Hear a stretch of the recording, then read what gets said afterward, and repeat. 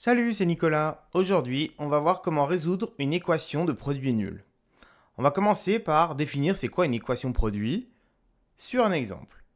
Alors ça s'appelle une équation parce qu'on a une égalité avec une inconnue, donc un nombre qui est remplacé par une lettre. Ici, ça va être x. Un produit, c'est quoi? C'est le résultat d'une multiplication.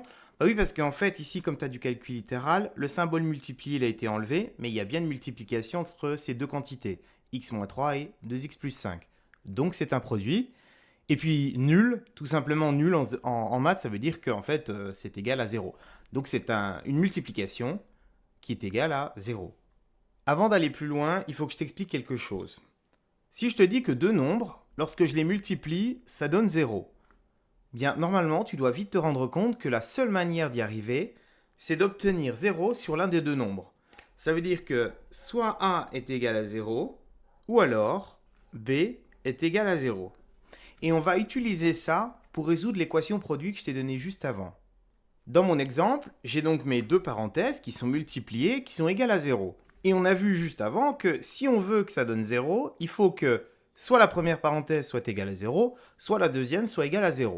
Donc on va écrire ça comme ça.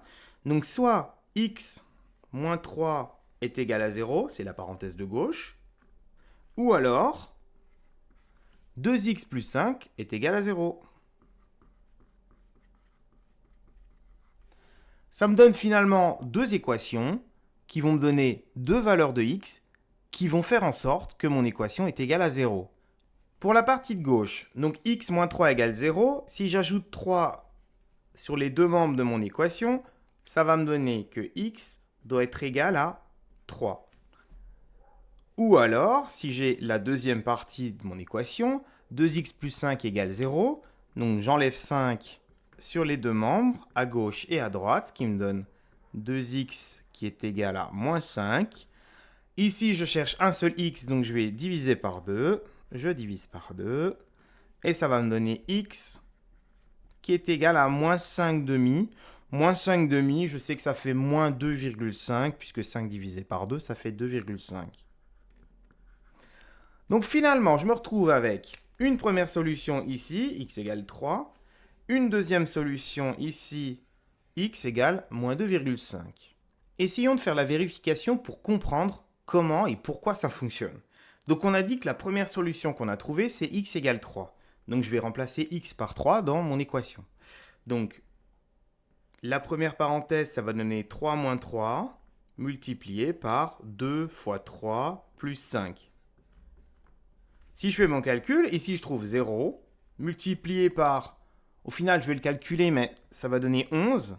Je sais que le résultat va être de 0, puisque 0 fois quelque chose donne 0. Et c'est d'ailleurs l'objectif de résoudre cette équation.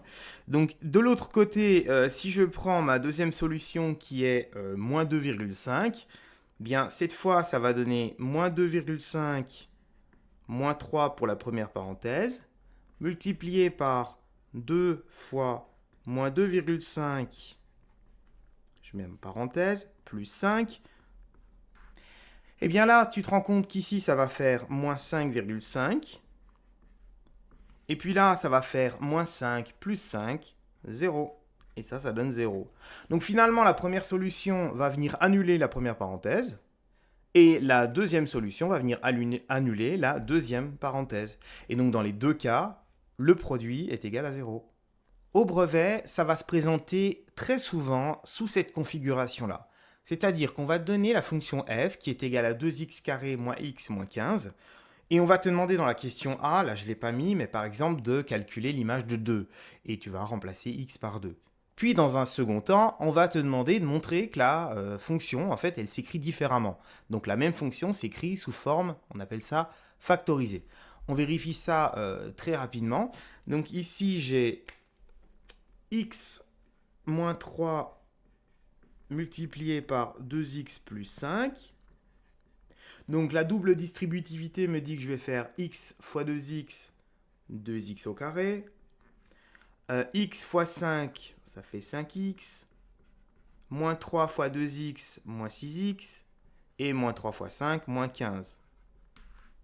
Si je rassemble les x, je vais me retrouver avec 2x carré, moins x, moins 15. Et donc là, je vois bien que la fonction s'écrit de deux manières différentes.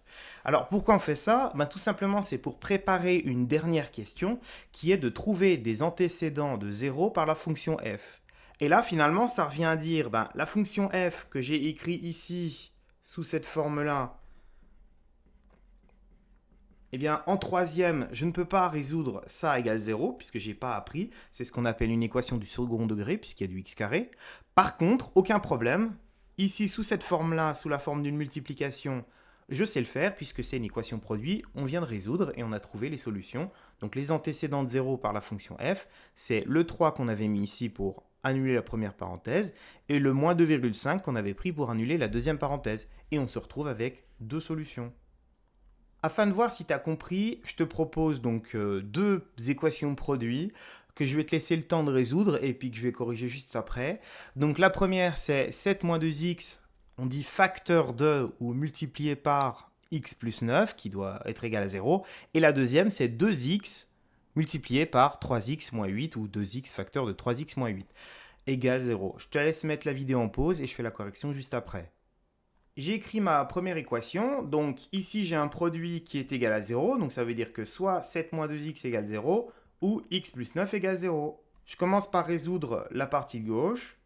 En enlevant 7 de chaque côté, on obtient moins 2x égale moins 7, il ne nous reste plus qu'à diviser par moins 2. Ça nous donne x est égal à moins 7 sur moins 2, qu'on peut aussi écrire 3,5, puisque les deux moins vont venir s'annuler, et 7 divisé par 2, ça fait 3,5.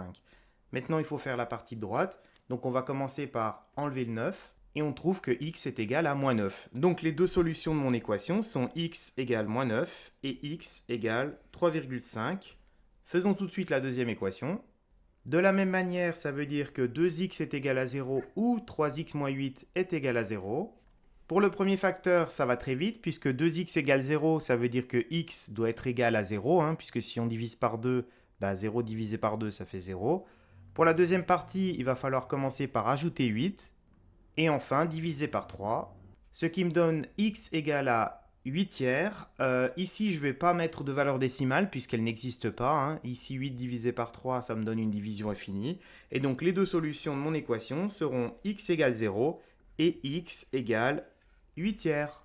La vidéo est à présent terminée. J'espère en tout cas que maintenant tu sais résoudre une équation de produit nul, que tu as compris que si le produit est nul, ça veut dire que l'un ou l'autre des facteurs est égal à 0 et que ça va nous donner jusqu'à deux solutions, contrairement à une équation standard.